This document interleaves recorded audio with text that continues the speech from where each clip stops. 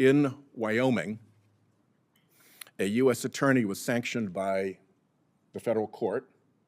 9 criminal indictments were thrown out as a result of improper conversations with grand jurors by the U.S. attorney. He called the defendants murderers, even though there were not homicide charges in the proposed indictment.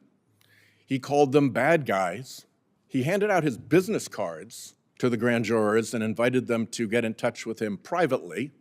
It was challenged by the lawyers for the defendants, who said this is not an isolated lapse.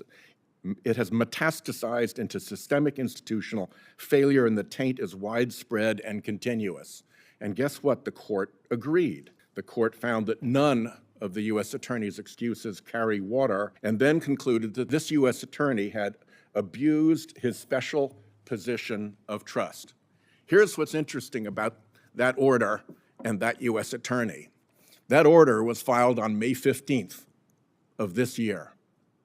3 days later, on May 18th, that U.S. attorney was slipped into the big en bloc list for confirmation without anyone in the Senate being told about that May 15th order regarding his professional misconduct.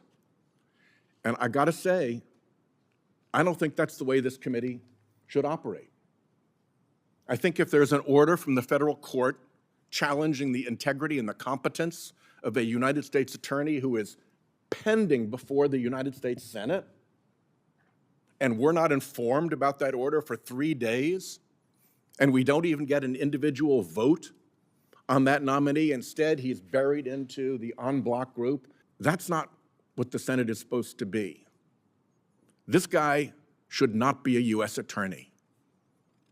And his confirmation should certainly not have been slipped in without disclosure of this order into an en bloc confirmation vote. I think the Senate was misled by that.